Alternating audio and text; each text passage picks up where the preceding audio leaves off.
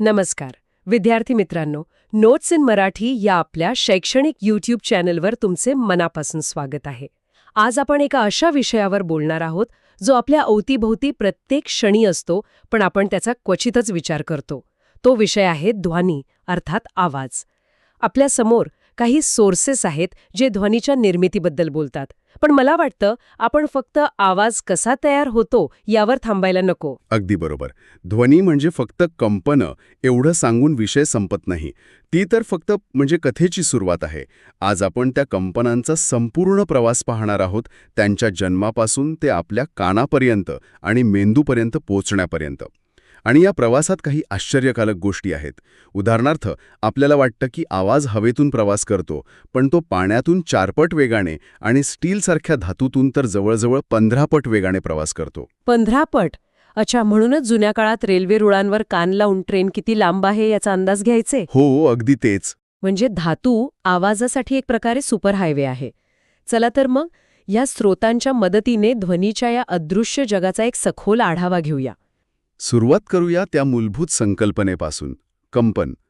आपल्या स्रोतांमध्ये rubber band, tabla, ताट यांसारखी अनेक उदाहरणं दिली आहेत आणि त्या सगळ्यांचा एकच निष्कर्ष आहे: कंपनांशिवाय ध्वनी नाही. पण ही कंपनं नेहमीच दिसतात असं नाही. म्हणजे स्पीकरमधनं गाणं ऐकताना आपल्याला काहीही हलताना दिसत नाही, तरीही आवाज येतो. तर ही अदृश्य कंपनं नेमकी कशी काम करतात? खूप खूप छान मुद्दा आहे. रबर बँड ताणून सोडल्यावर होणारी हालचाल आपण डोळ्यांनी पाहू शकतो. पण अनेक ध्वनी स्रोतांची कंपनं इतकी जलद आणि इतकी सूक्ष्म असतात की ती आपल्याला दिसत नाहीत. आणि इथेच आपल्या स्रोतांमधला तबल्याचा प्रयोग महत्वाचा ठरतो. हो, तो मोहरीच्या दाण्यांचा प्रयोग, बरोबर? बरोबर. तबल्याच्या पडद्यावर मोहरीचे दाणे टाकून टिचकी मारल्यावर ते दाणे अक्षरशः नाचायला लागतात.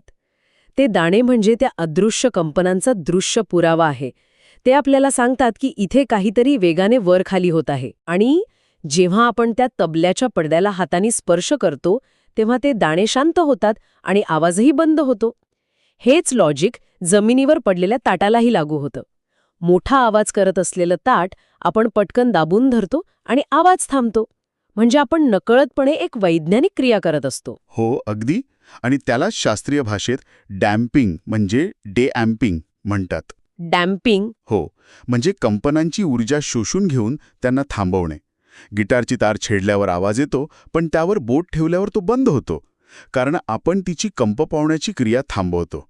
थोडक्यात, प्रत्येक आवाजाला एक ऑन स्विच म्हणजे कंपन सुरू करणे आणि एक ऑफ स्विच म्हणजे कंपन थांबवणे असं असतं. अगदी बरोबर. ठीक आहे, हे तर झालं वस्तूंबद्दल. पण मला नेहमीच प्रश्न पडतो की आपल्या स्वतःचा आवाज कसा तयार होत असेल. आपल्या आत तर कोणतीही तार नाही किंवा तबल्याचा पडदा नाहीये. मग आपल्या बोलण्यात किंवा गाण्यात नेमकं काय कंप पावतं? आपल्या शरीरात एक अत्यंत प्रगत असं नैसर्गिक वाद्य आहे जे आपल्या घशात असतं.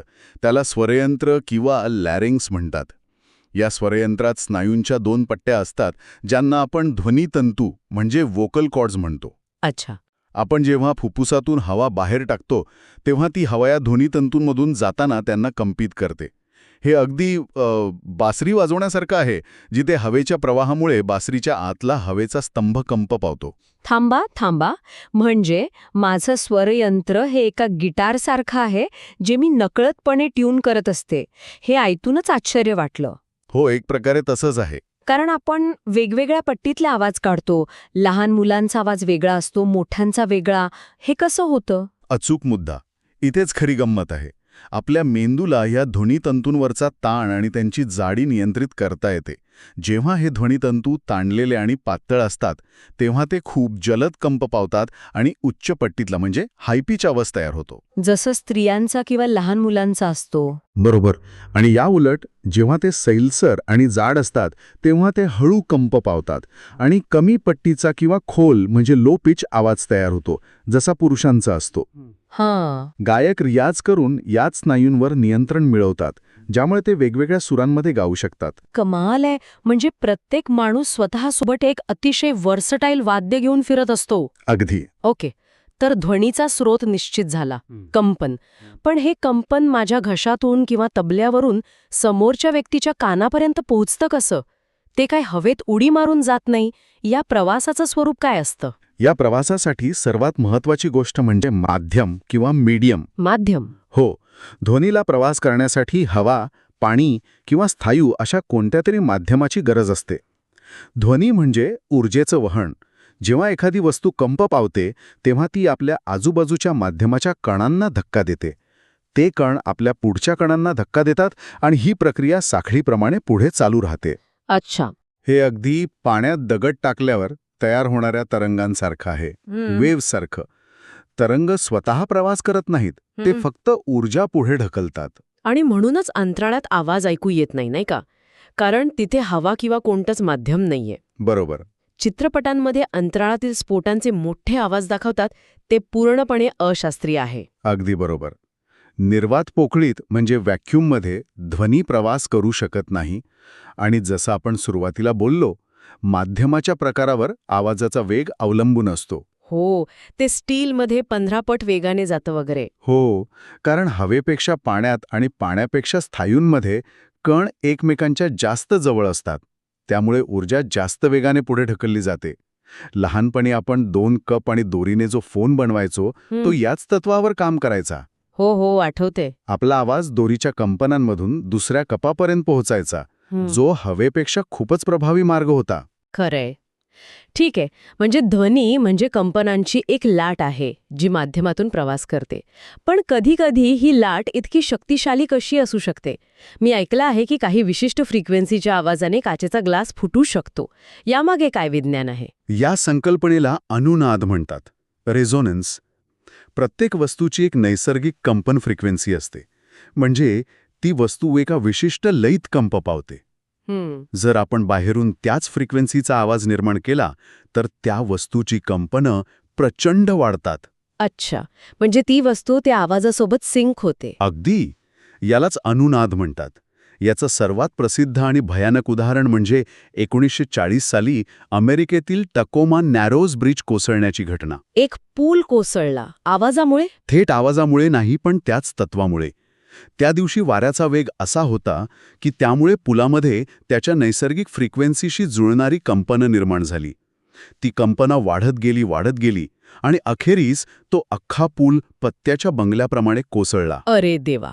हेच तत्व गायिकाच्या आवाजाने काचेचा ग्लास फोडण्यामागे आहे. जर गायिकाने ग्लासच्या नैसर्गिक फ्रिक्वेन्सीशी जुळणारा सूर लावला तर ग्लासची कंपनं इतकी वाढतील की तो फुटून जाईल. म्हणजे ध्वनीमध्ये विनाशकारी शक्तीसुद्धा असू शकते.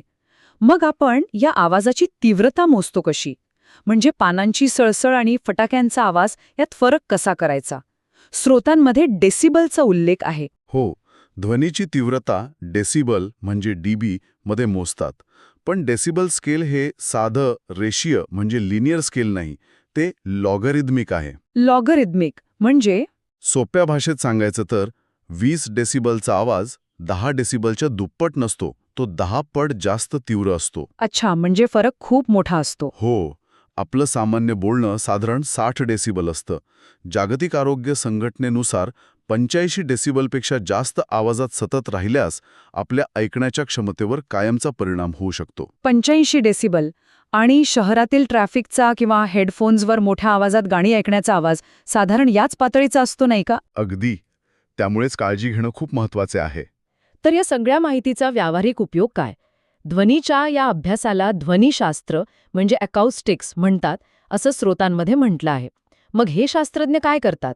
अकॉउस्टिक्स म्हणजे ध्वनीचा अभ्यास करून त्याला नियंत्रित करणे. याचे उपयोग आपल्या दैनंदिन जीवनात सगळीकडे आहेत. उदाहरणार्थ, एखादं कॉन्सर्ट हॉल किंवा चित्रपटगृह बनवताना तिथली अकॉस्टिक डिझायनिंग खूप महत्वाची असते. म्हणजे आवाज घुमू नये वगैरे यासाठी? बरोबर. भिंतींवर लावलेले विशिष्ट प्रकारचे पडदे किंवा पॅनल्स अनावश्यक प्रतिध्वनी म्हणजे एको शोषून घेतात, जेणेकरून आपल्याला आवाज स्पष्ट ऐकू येतो. आणि नॉईज कॅन्सलिंग हेडफोन्स सुद्धा याचंच उदाहरण म्हणता येईल का? अगदी उत्तम उदाहरण.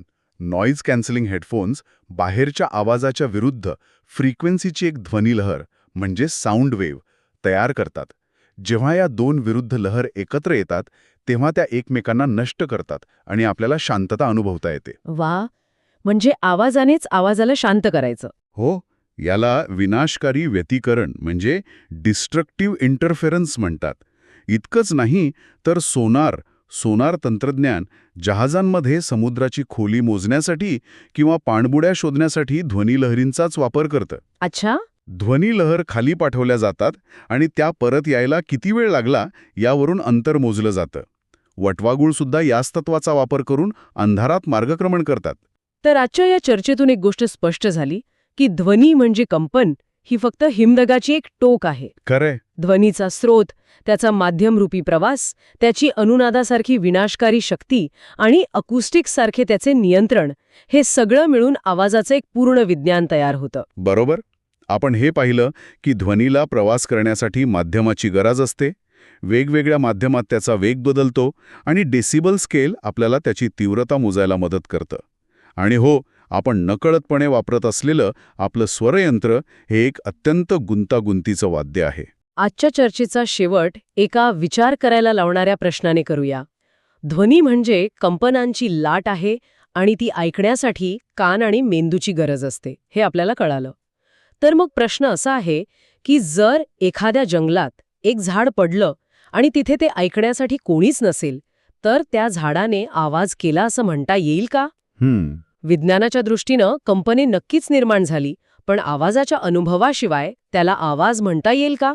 यावर नक्की विचार करा.